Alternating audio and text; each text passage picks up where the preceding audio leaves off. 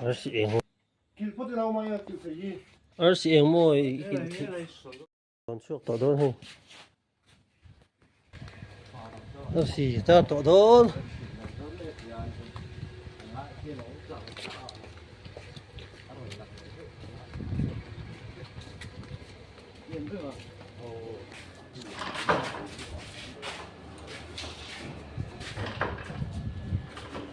RC đang đốn đấy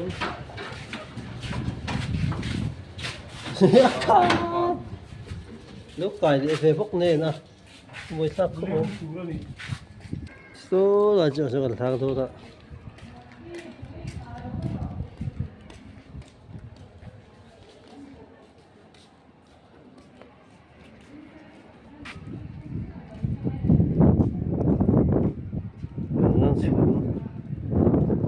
chú môi khớp này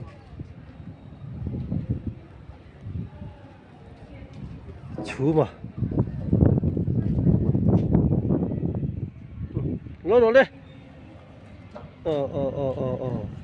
gì cơ cái hai cái nó chụp về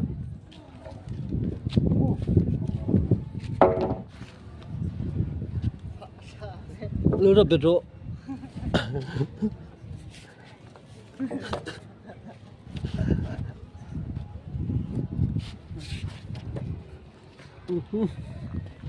nó sâu sâu này hơn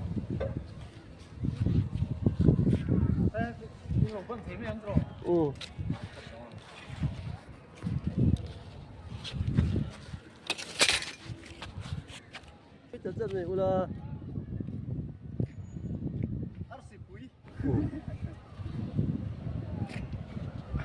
anh giả là nấu em sẽ chắc sẽ làm cái đó nhưng mà những hai nấu chết là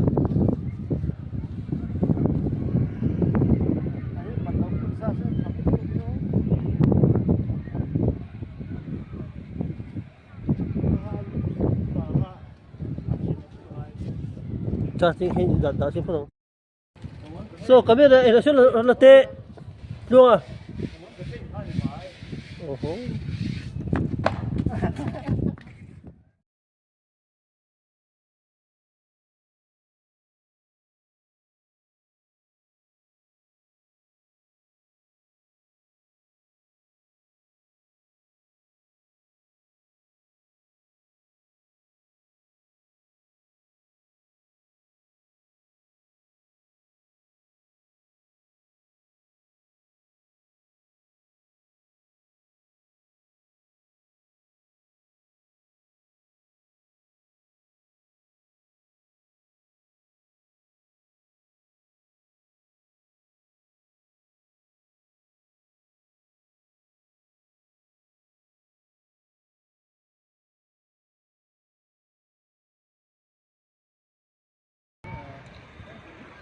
vạn răng chú school of on bank ship có sao là son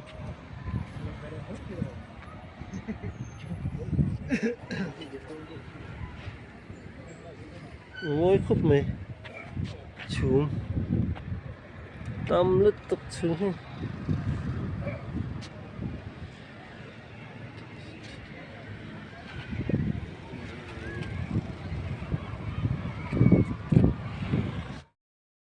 này cũng xí sang rồi rồi thì chỉ mồi cái tủ đó nha cái cần cắt phốt đòn rồi mình mau khun về hồ sơ anh yêu được lắm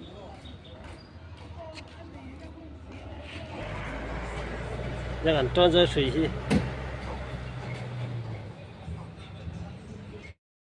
Ani, kan mau arwal moi deu turin.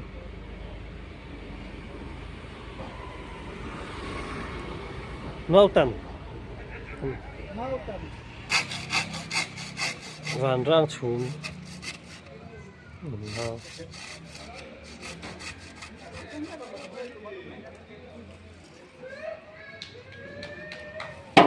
Thân dấu lệ ta, ăn ổn biết lệ thế.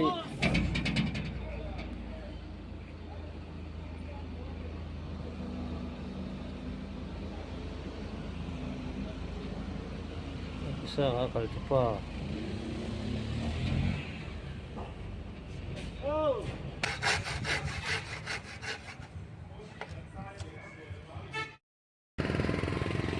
Anh để đón chỉ mũi nè.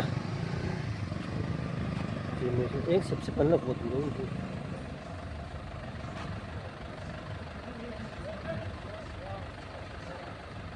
Nó suy dâm hí, bắt lại viên lặng nè.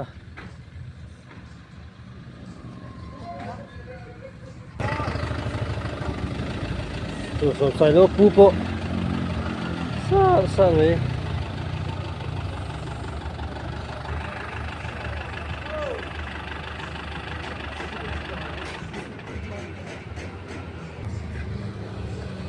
Anh để đó. Phi nó rốt về em mất rồi. Mà bảo phu. Lỗi tệ. Cô cái thứ hai thì cha cô ác tần đúng cô độ lốm lâu liên tục.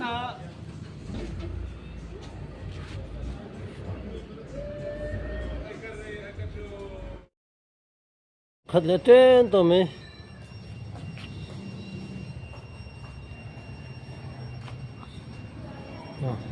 Nó là phút tâm hết mày he. Trên mày à. Nó mềm.